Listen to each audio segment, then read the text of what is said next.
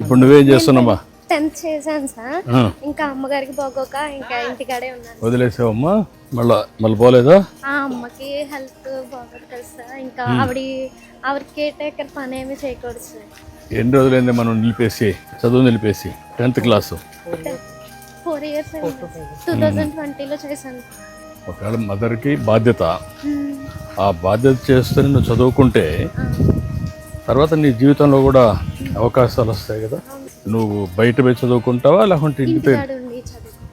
అదే అమ్మా. నమస్కారం. నమస్తే అమ్మా. ఏంటమ్మా ఎట్లున్నావు?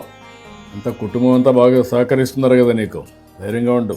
ధైర్యంగా ఉండే ఫేస్ చేసే ఇంతవరకు కంట్రోల్లో పెట్టుకొని ముందుకు పోతున్నావు. ఇప్పుడు నువ్వేంటా, నువ్వు బాగా చదువుకున్నావు కదా, MCA అవుతుంది. తర్వాత ఏంటి, ఎట్లా నీ ఉద్యోగం 13,000 ఇస్తారు. రేపు ఫుల్ టైం అయితే ఎంత వస్తుంది? నువ్వు ఏ మాదిరిగా సమర్థత పెంచుకుంటున్నాను అంటే నీ తెలివితేటలు బట్టే నీకు జీతాలు వస్తాయి. కాబట్టి ఇప్పుడు మీ కుటుంబం బాగుపడాలంటే ఏం చేయాలి? అది ఉద్యోగాలు అవన్నీ నేను మాట్లాడతాను, అది చేపిస్తాం. ఇప్పుడు నువ్వు ఈ ఇల్లు కంప్లీట్ చేయాలంటే ఏం చేయాలా? ప్లాస్టరింగ్ అవన్నీ ఎంత అవుతుంది దానికి? 4 లక్షలు అవుతుంది. పని చేద్దాం, మీ ఇల్లు కంప్లీట్ చేయమంటాం. ఒకటి అప్పులు కూడా ఎంత ఉంది అప్పు?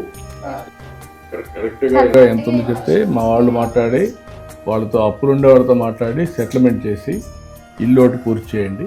ఆ అప్పులన్నీ కట్టేసేయండి. అతనికి ఎక్కడెక్కడ ఉద్యోగం ఇవ్వగలిగితే ఇప్పించండి. ఆ అబ్బాయిది నేను రాసుకుంటాం, మా వాళ్ళకి చెప్పి కోఆర్డినేట్ చేయడం TCSలోని. ఆ అబ్బాయిని ఎట్లా మోల్డ్ చేయాలో మోల్డ్ చేద్దాం. ఓకే, నువ్వు ఒక పని చేయమైతే చదువుకుంటూనే నీ డ్రోన్ పెట్టిస్తారు.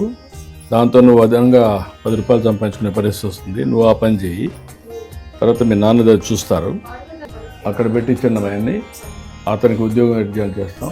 ఇల్లు కట్టించి అదే మాదిరిగా అప్పు సెటిల్ చేసి జాగ్రత్త చూసుకో. నువ్వు జాగ్రత్త చూసుకో.